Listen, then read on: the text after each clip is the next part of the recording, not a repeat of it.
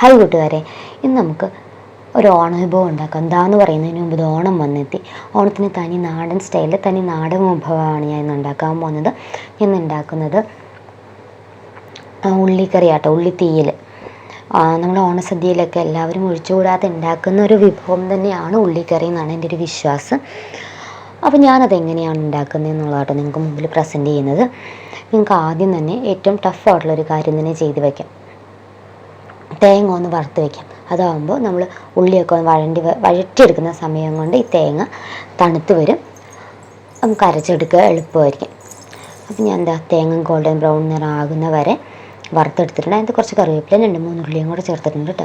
അതിനുശേഷം മല്ലിപ്പൊടിയും മുളക് പൊടിയും കൂടെ ചേർത്തിട്ട് 1 സ്പൂൺ മല്ലിപ്പൊടി, 1.5 സ്പൂണോളം മുളക് പൊടി ആട്ടയും ചേർത്തിട്ട് നല്ല എരിവുള്ള മുളക് പൊടി ആയതുകൊണ്ടാണ് ചേർത്ത് കൊടുത്ത് നന്നായിട്ട് പൊടികളുടെ മണം മാറുന്ന വരെ ഒന്ന് മുപ്പിച്ചെടുക്കുക. അത് കഴിയുമ്പോൾ എനിക്ക് ഇങ്ങനെയുള്ള വിഭവങ്ങളൊക്കെ ഉണ്ടാക്കുമ്പോൾ മൺചട്ടിയിൽ ഉണ്ടാക്കുന്നതിനോടാണ് കുറച്ചും കൂടി താല്പര്യം കൂടുതൽ. ഞാൻ മൺചട്ടി അടുപ്പത്ത് വെച്ച് എണ്ണ ഒഴിച്ച് ചൂടായി കഴിഞ്ഞപ്പോൾ കടുകിട്ട് പൊട്ടിച്ചിട്ടുണ്ട്. കടുക് പൊട്ടി കഴിയുമ്പോൾ ഉള്ളി തേങ്ങാക്കൊത്ത് ഇടുവാണെങ്കിൽ കറിക്ക് കുറച്ചും കൂടി ടേസ്റ്റ് കൂടും. പച്ചമുളകും തേങ്ങാക്കൊത്തും കൂടി ഇടുകയാണെങ്കിൽ കുറച്ചും കൂടി ടേസ്റ്റ് കൂടും. ഞാനത് മറന്നുപോയി. അതിന് ശേഷം മാത്രം അതൊന്ന് മിക്സ് ചെയ്ത് 2 സെക്കൻഡ് 3 സെക്കൻഡ് കഴിയുമ്പോൾ നമുക്ക് അതിലേക്ക് ഉള്ളി ചേർത്ത് കൊടുക്കാം. ഉള്ളി പൊളിച്ച് അരിഞ്ഞെടുക്കുക എന്ന് പറയുന്നത് അതിലും വലിയൊരു ടാസ്ക് തന്നെയല്ലേ. അതുകൊണ്ട് തന്നെ ഉള്ളിക്കറി ഉണ്ടാക്കുക എന്ന് പറയുന്നത് കുറച്ച് മടിയുള്ളൊരു പരിപാടി തന്നെയാണ്, ടൈം കൺസ്യൂമിങ്ങും ആണ്. എന്നാലും ടേസ്റ്റിൻ്റെ കാര്യം ഓർക്കുമ്പോൾ ചെയ്തു പോകും. അപ്പോൾ ഉള്ളി, കറിവേപ്പില, കുറച്ച് ഉപ്പും കൂടെ ചേർത്തിട്ട് ഞാൻ നന്നായിട്ട് വഴറ്റിയെടുക്കുക കേട്ടോ.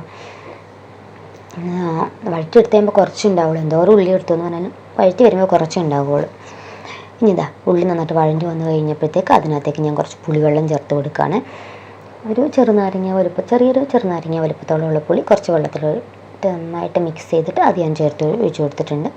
ഇനി പുളിവെള്ളം കൂടി ചേർത്ത് നന്നായിട്ട് മിക്സ് ചെയ്തതിന് ശേഷം നമ്മൾ വറുത്ത് വെച്ചിട്ടുണ്ടായിരുന്ന തേങ്ങ ഉണ്ടല്ലോ, അത് നന്നായിട്ട് അരച്ചെടുക്കാവേ.